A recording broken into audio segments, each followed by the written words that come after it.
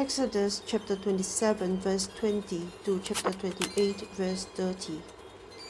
Command the Israelites to bring you clear oil of pressed olives for the light, so that the lamps may be kept burning. In the tent of meeting, outside the curtain that shields the ark of the covenant law, Aaron and his sons are to keep the lamps burning before the Lord from evening till morning. This is to be a lasting ordinance among the Israelites for the generations to come. Have Aaron, your brother, brought to you from among the Israelites, along with his sons, Nadab and Abihu, Eleazar and Ithamar, so they may serve me as priests. Make sacred garments for your brother Aaron, to give him dignity and honor.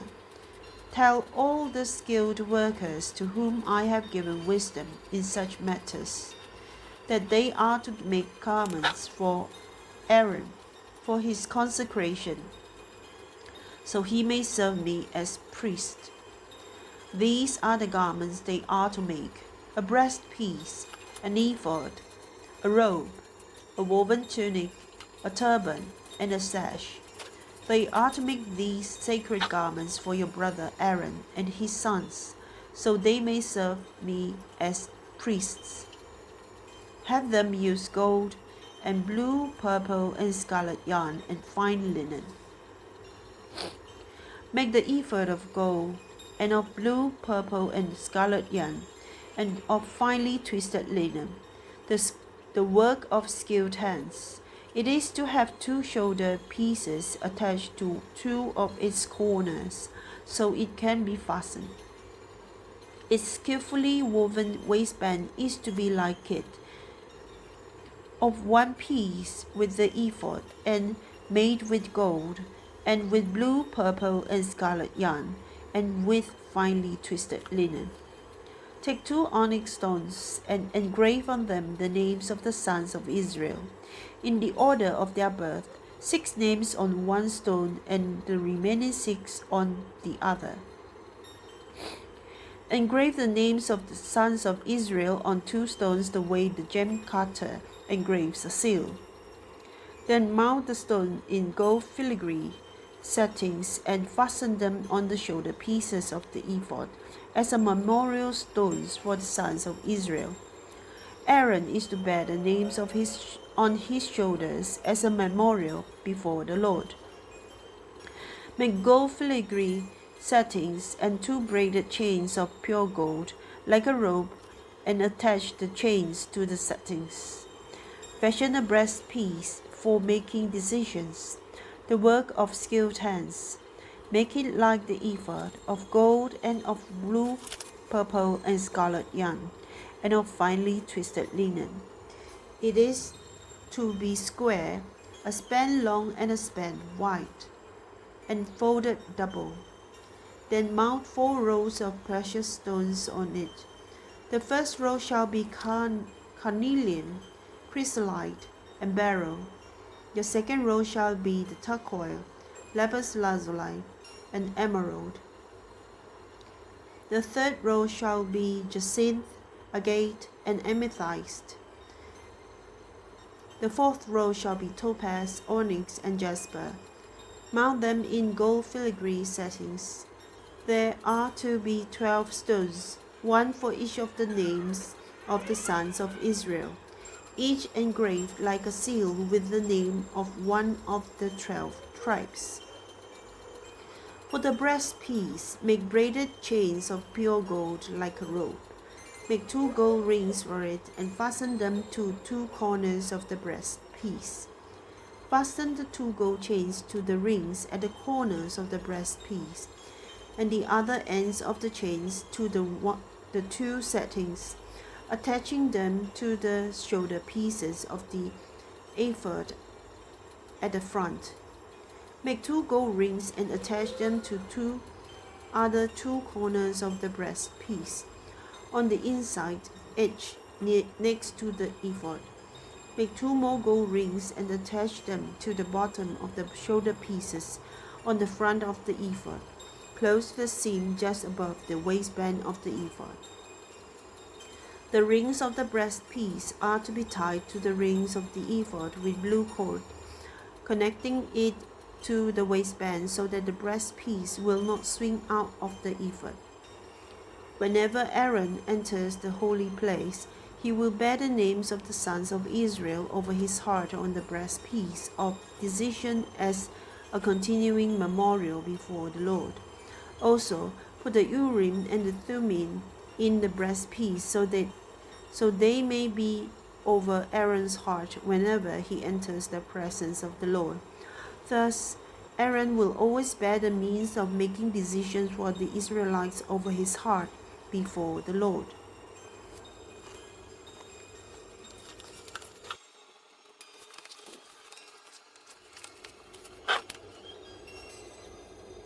Exodus chapter 28, verse 31 to 43.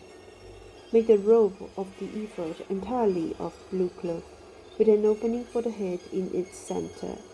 There shall be a woven edge like a collar around this opening, so that it will not tear. Make pomegranates of blue, purple, and scarlet yarn around the hem of the robe, with gold bells between them. The gold bells and the pomegranates are to alternate around the hem of the robe. Aaron must wear it when he ministers. The sound of the bells will be heard when he enters the holy place before the Lord, and when he comes out, so that he will not die. Make a plate of pure gold and engrave on it as on a seal, holy to the Lord. Fasten a blue cord to it, to attach it to the turban. It is to be on the front of the turban. It will be on Aaron's forehead, and he will bear the guilt involved in the sacred gifts the Israelites consecrate, whatever their gifts may be. It will be on Aaron's forehead continually, so that they will be acceptable to the Lord. Weave the tunic of fine linen and make the turban of fine linen. The sash is to be the work of an embroiderer. Make tunics, sashes, and caps for Aaron's sons to give them dignity and honor. After you put these clothes on your brother Aaron and his sons, anoint and ordain them. Consecrate them so they may serve me as priests. Make linen undergarments as a covering for the body, reaching from the waist to the thigh. Aaron and his sons must wear them whenever they enter the tent of meeting or approach the altar to minister in the holy place, so that they will not incur guilt and die. This is to be a lasting ordinance for Aaron and his descendants.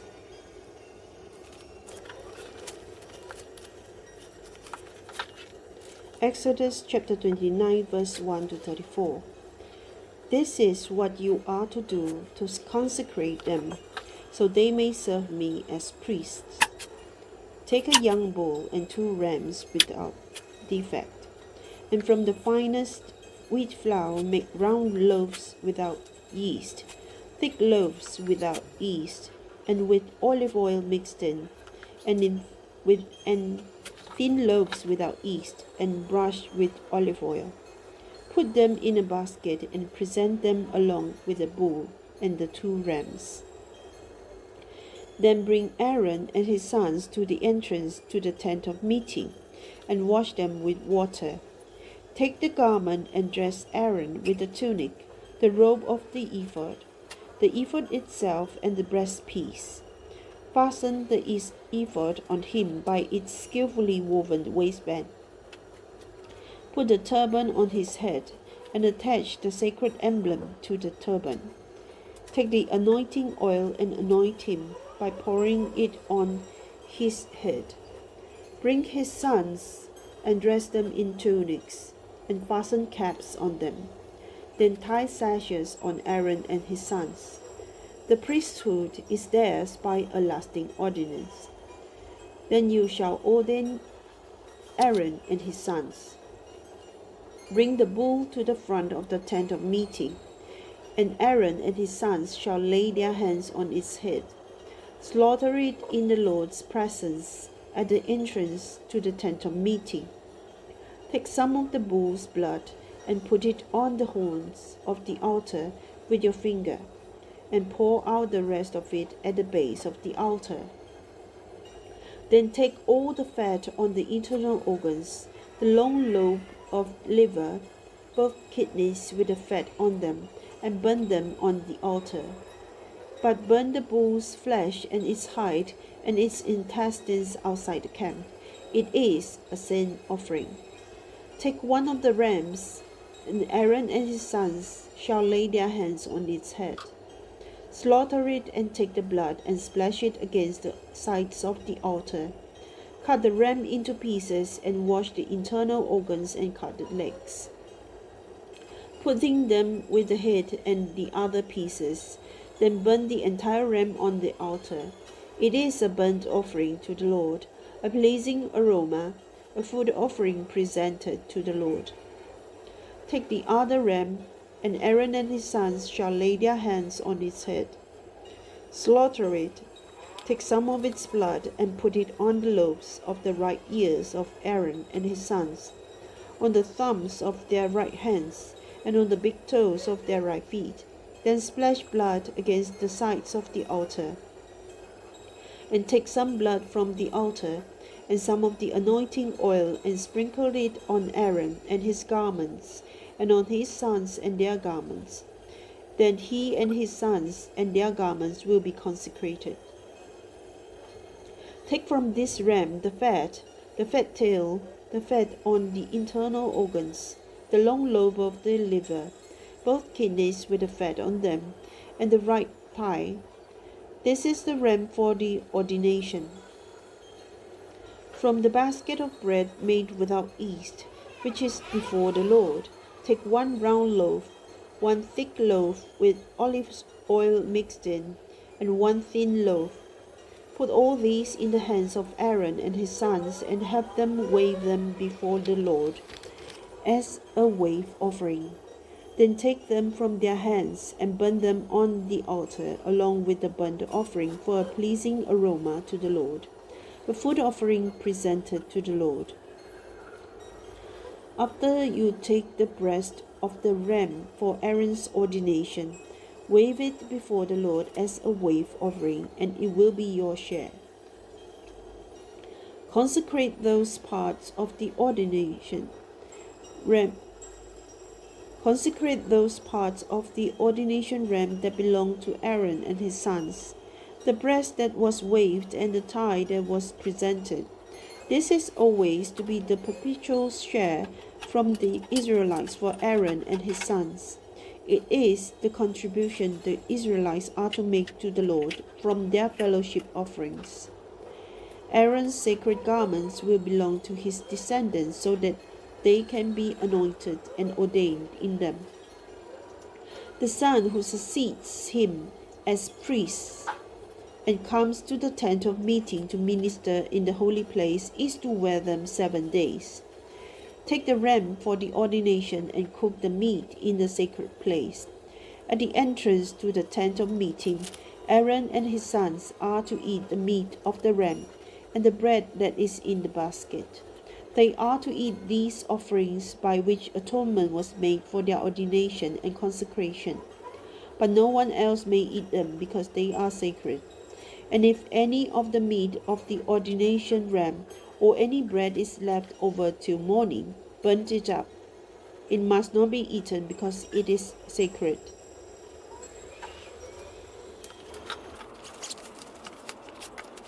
Exodus chapter 29 verse 35 to chapter 30 verse 10.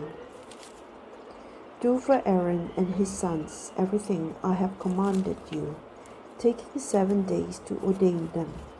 Sacrifice a bull each day as a sin offering to make atonement.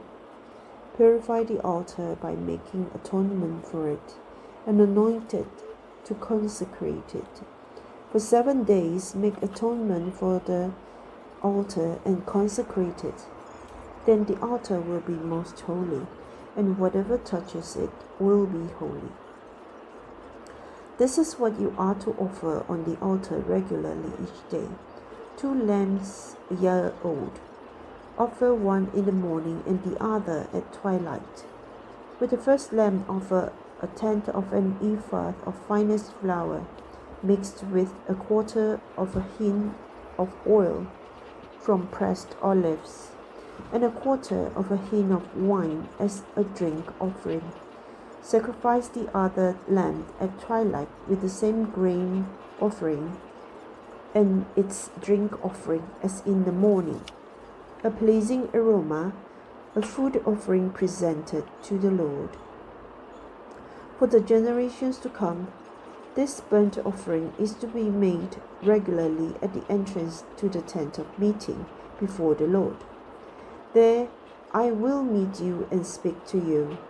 There also I will meet with the Israelites, and the place will be consecrated by my glory. So I will consecrate the tent of meeting and the altar, and will consecrate Aaron and his sons to serve me as priests. Then I will dwell among the Israelites and be their God. They will know that I am the Lord their God, who brought them out of Egypt so that I might dwell among them. I am the Lord their God. Make an altar of acacia wood for burning incense. It is to be square, a cubit long and a cubit wide, and 2 cubits high. Its horns of one piece with it. Overlay the top and all the sides with the horns with pure gold, and make a gold molding around it. Make 2 gold rings for the altar below the molding, 2 on each side, each of the opposite sides, to hold the poles used to carry it. Make the poles of acacia wood and overlay them with gold. Put the altar in front of the curtain that shields the Ark of the Covenant law before the atonement cover that is over the tablets of the covenant law, where I will meet you. Aaron must burn fragrant incense on the altar every morning when he tends the lamps. He must burn incense again when he lights the lamps at twilight, so the incense will burn regularly before the Lord for the generations to come. Do not offer on this altar any other incense or any burnt offering or grain offering, and do not pour a drink offering on it. Once a year, Aaron shall make atonement on its horns. This annual atonement must be made with the blood of the atoning sin offering for the generations to come. It is most holy to the Lord. Deuteronomy chapter 25, verse 17 to 19. Remember what the Amalekites did to you along the way when you came out of Egypt, when you were weary and worn out. They met you on your journey and attacked all who were lagging behind. They had no fear of God. When the Lord your God gives you rest from all the enemies around you in the land he is giving you to possess as an inheritance, you shall blot out the name of Amalek from under heaven. Do not forget.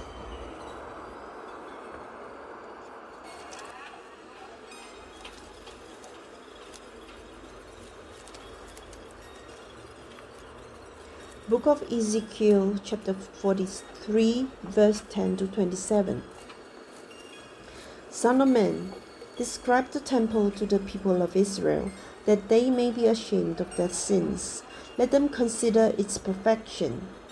And if they are ashamed of all they have done, make known to them the design of the temple, its arrangement, its exits and entrances, its whole design and all its regulations and laws.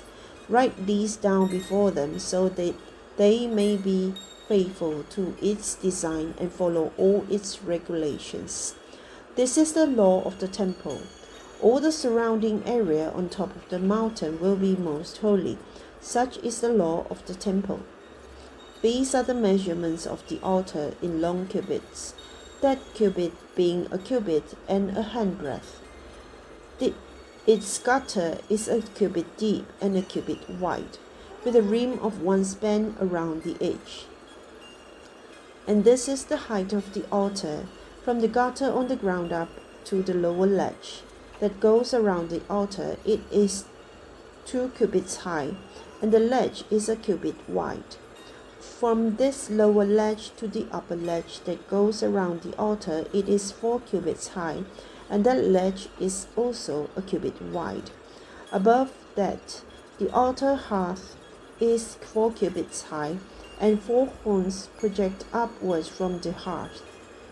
The altar hearth is square, 12 cubits long and 12 cubits wide. The upper ledge also is square, 14 cubits long and 14 cubits wide. All around the altar is a gutter of 1 cubit with a rim of half a cubit. The steps of the altar faced east. Then he said to me, Son of man, this is what the sovereign Lord says. These will be the regulations for sacrificing burnt offerings and splashing blood against the altar when it is built. You are to give a young bull as a sin offering to the Levitical priests of the family of Zadok, who come near to minister before me, declares the sovereign Lord. You are to take some of its blood and put it on the 4 horns of the altar and on the 4 corners of the upper ledge and all around the rim, and so purify the altar and make atonement for it. You are to take the bull for the sin offering and burn it in the designated part of the temple area outside the sanctuary. On the 2nd day you are to offer a male goat without defect for a sin offering, and the altar is to be purified as it was purified with the bull. When you have finished purifying it, you are to offer a young bull and a ram from the flock, both without defect. You are to offer them before the Lord, and the priests are to sprinkle salt on them and sacrifice them as a burnt offering to the Lord. For 7 days you are to provide a male goat daily for a sin offering. You are also to provide a young bull and a ram from the flock, both without defect. For 7 days they are to make atonement for the altar and cleanse it. Thus they will dedicate it. At the end of these days, from the 8th day onward, the priests are to present your burnt offerings and fellowship offerings on the altar. Then I will accept you, declares the sovereign Lord. 1 Samuel chapter 15. Samuel said to Saul, I am the one the Lord sent to anoint you king over his people Israel. So listen now to the message from the Lord. This is what the Lord Almighty says. I will punish the Amalekites for what they did to Israel when they waylaid them as they came up from Egypt. Now go, attack the Amalekites, and totally destroy all that belongs to them. Do not spare them. Put to death men and women, children and infants, cattle and sheep, camels and donkeys. So Saul summoned the men and mustered them at Telaim, 200,000 foot soldiers and 10,000 from Judah. Saul went to the city of Amalek and set an ambush in the ravine. Then he said to the Canaanites, Go away, leave the Amalekites, so that I do not destroy you along with them. For you showed kindness to all the Israelites when they came up out of Egypt. So the Canaanites moved away from the Amalekites. Then Saul attacked the Amalekites all the way from Havilah to Shur, near the eastern border of Egypt. He took Agag, king of the Amalekites, alive, and all his people he totally destroyed with the sword. But Saul and the army spared Agag and the best of the sheep and cattle, the fat calves and lambs, everything that was good. These they were unwilling to destroy completely, but everything that was despised and weak they totally destroyed. Then the word of the Lord came to Samuel. I regret that I have made Saul king, because he has turned away from me and has not carried out my instructions."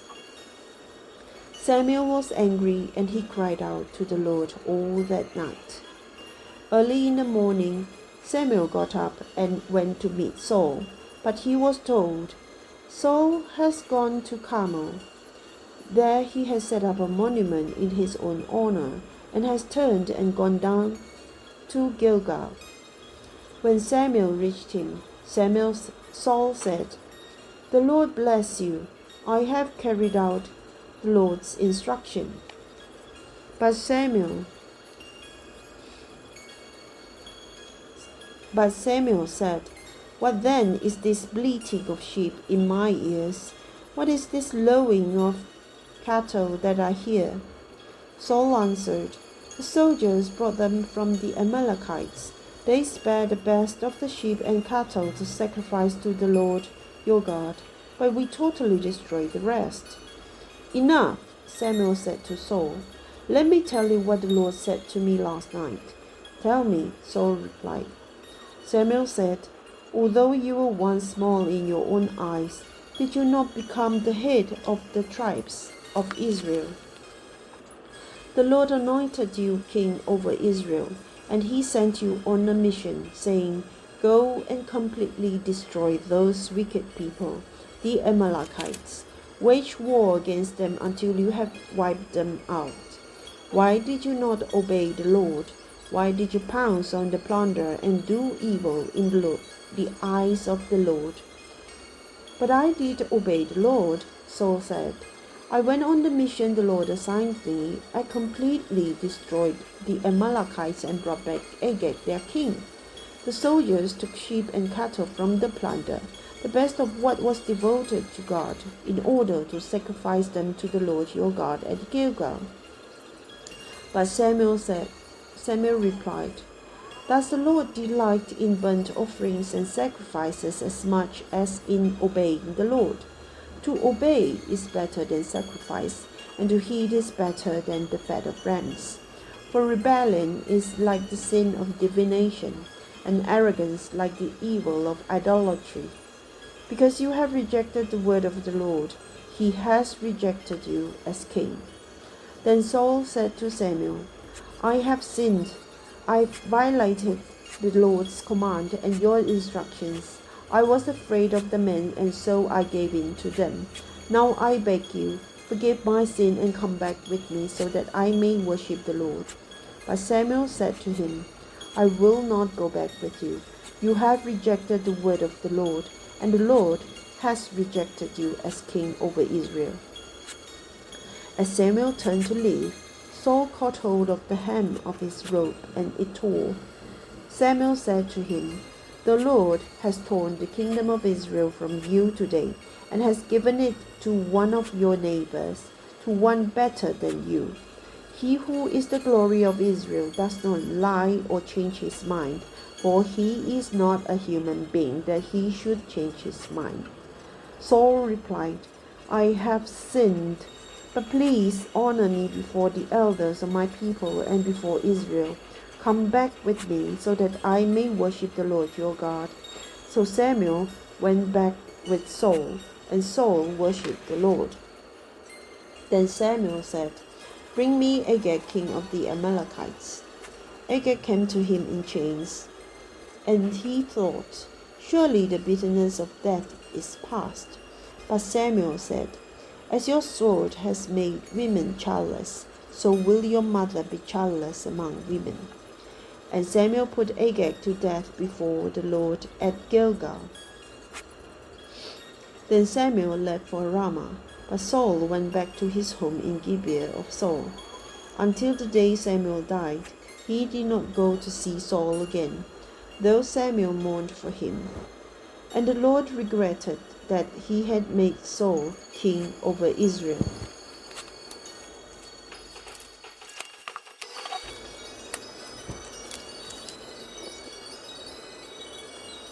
Book of Hebrews chapter 13 verse 10 to 17. We have an altar from which those who minister at the tabernacle have no right to eat. The high priest carries the blood of animals into the most holy place as a sin offering, but the bodies are burnt outside the camp. And so Jesus also suffered outside the city gate to make the people holy through his own blood. Let us then go to him outside the camp, bearing the disgrace he bore. For here we do not have an enduring city, but we are looking for the city that is to come. Through Jesus, therefore, let us continually offer to God a sacrifice of praise, the fruit of lips that openly profess his name.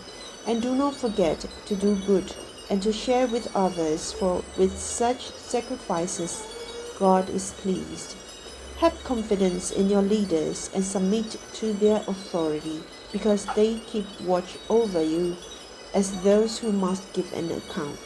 Do this so that their work will be a joy, not a burden, for that would be of no benefit to you.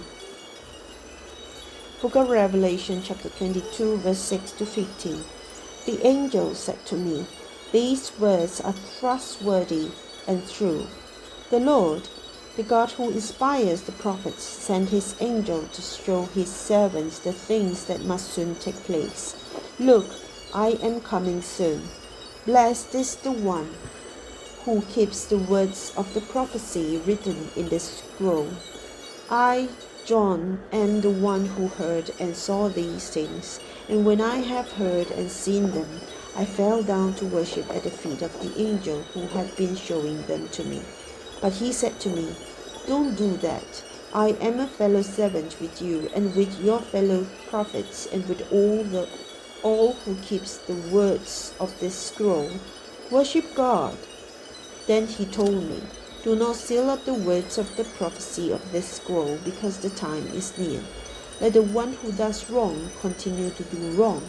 Let the vile person continue to be vile. Let the one who does right continue to do right. And let the holy person continue to be holy. Look, I am coming soon. My reward is with me, and I will give to each person according to what they have done. I am the Alpha and the Omega, the first and the last, the beginning and the end. Blessed are those who wash their robes, that they may have the right to the tree of life and may go through the gates into the city.